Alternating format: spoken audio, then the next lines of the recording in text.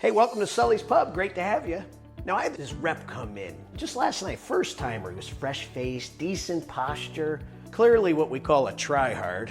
He orders a ginger ale, acted like he was drinking a whiskey neat. I gave him some respect, and he said, hey, I understand you're a sales coach. He said, I keep hearing that I need to speak their language, and I'm sick of it. Every prospect seems to speak in a different language. How am I supposed to know? I nodded. I said, all right, you're not wrong. Hey, buddy, a CFO talks spreadsheets. A VP of operations talks workflow. A VP of sales will talk pipeline. So if your email sounds like you're talking to everyone, you're probably talking to no one. And he said, exactly.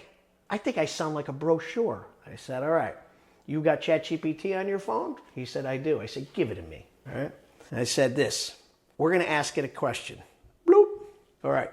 Based on this buyer persona, CFO, operations, VP, put in everything. Write me the top 5 buzzwords or phrases they're most likely to resonate with. Boop.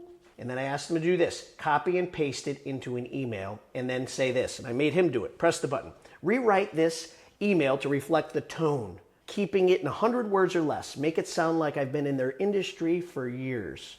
All right? So you had buzzwords in their tone and crafted an email. He went quiet and he read it again. He said, that's actually really good. I said, of course it is, because it sounds like it came from someone like them, not from someone who's trying to sell to them. And then we weren't done yet. I said, hey, we're having fun. Let's take it a little bit further. All right. Boop. Now rewrite the email so it sounds like an insider sharing useful information and giving them a heads up. Don't make it a sales pitch. Bloop.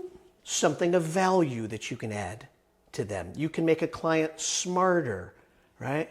Put deposits in the bank. He said, wow, I can be real useful. I said, listen, AI isn't magic. It doesn't write for you, but it writes like the person you are trying to reach. That's what makes it special.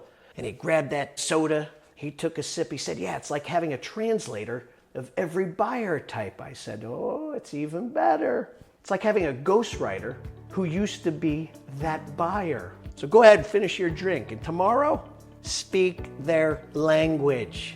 Or just don't speak at all.